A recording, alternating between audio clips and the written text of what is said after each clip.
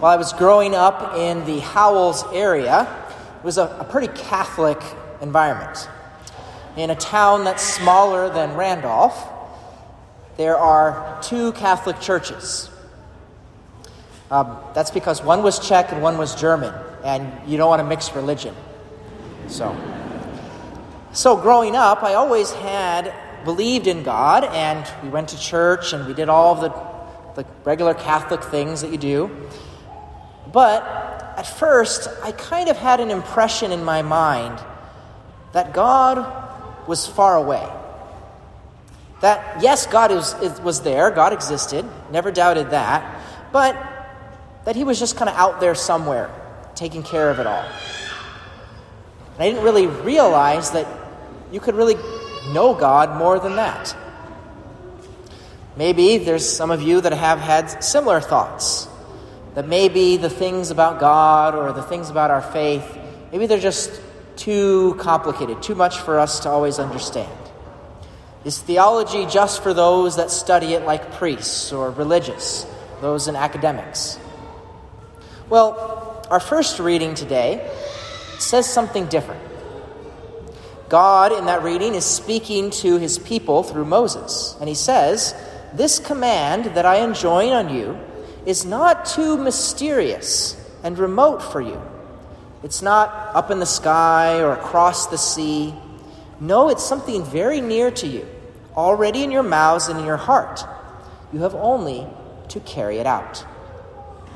So what God is saying there is he's saying that our faith and knowing him is not something that's far away. It's not too mysterious. It's not something that we can't understand. But instead, he's saying that our faith is very understandable. That God himself is close to us. He's not far away. That he wants us to know him and to love him. He wants everyone to know him. And he says in there that he has put this desire for him right within us. That we're made for this. We're made to know God. We're made to love him. And while it is true that God is infinite and he's all-powerful and he made the entire universe, and we're not, and that's kind of why he feels like he's far away at times, because we're so unlike him. But that's precisely the reason why God the Father sent the Son, why he sent Jesus to become one of us. Jesus took on our human nature. He became like us in every single way except for sin. And he did this so that he could reveal God more to us. That's what the second reading says tonight. St. Paul says that Jesus Christ is the image of the invisible God. Now, God sent Jesus to us so that we would be able to see God, so that we would know that God is not too mysterious and remote for us. He's not far away, but he's ever here with us. And so that's why we have Jesus who answers all of life's most important questions, like we have in the gospel today. In the gospel, it just happens to be a scholar, an academic who asks the question of Jesus, but it's a question that all of us should have on our hearts. And he asks Jesus, "What must I do to inherit eternal life? What do I need to do to get to heaven?"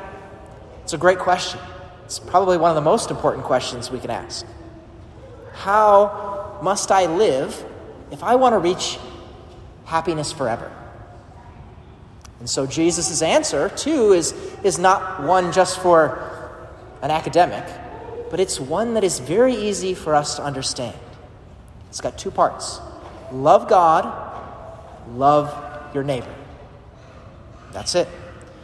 And to help us understand that in a greater way, how do we understand it? In particular, how do we love our neighbor? He gives this story of the Good Samaritan as our example. That love means treating others, even those we might have a difficult time liking, to treat them with mercy. Love means meeting our neighbor where they are, even our neighbors, and maybe especially our neighbors who feel like God is far away. Maybe our brothers and sisters who might feel as though God has abandoned them, or maybe even might believe that, does God really exist at all?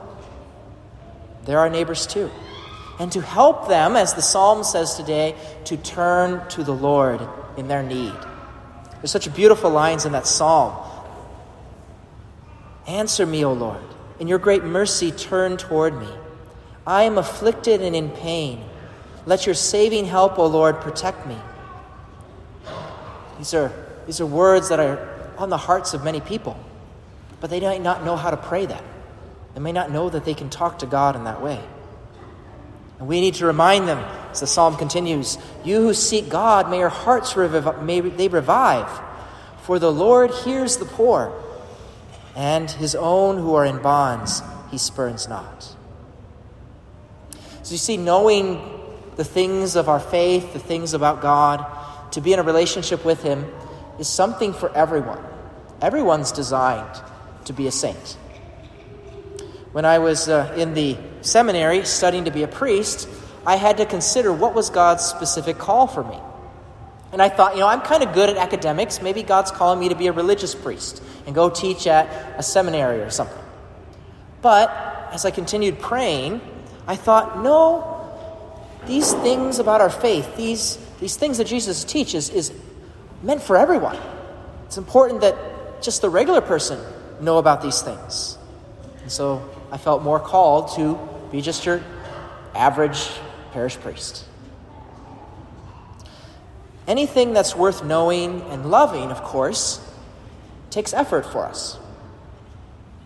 It's true in something like marriage, your family life, relationships that you have. That takes work. And so does our relationship with God. We have to put forth that effort.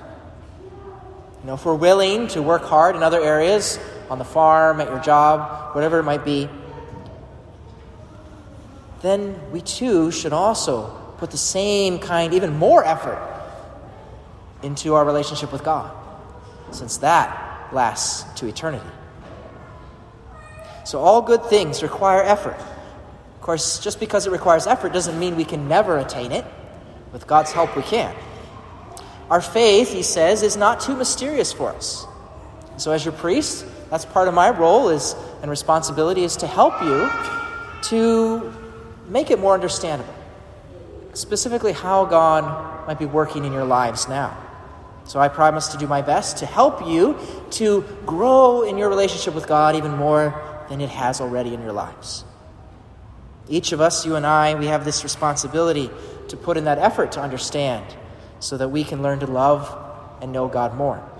And the more we come to know and love God, then that will also motivate us to show love to our neighbor, to reach out beyond just our church walls into the rest of our communities, to find those that maybe society has kind of left there along the side of the road, as the man in the gospel happened today. And so that we can be like that Good Samaritan, to approach those that are wounded in some way, whether in body or in soul, and to invite them back to the safety and the peace of the Father's house. To know the faith and to know our faith and to love God and our neighbor. Not just doing it on our own, but with God's help. And with Jesus' help, then we can do what he asks, to go and do likewise.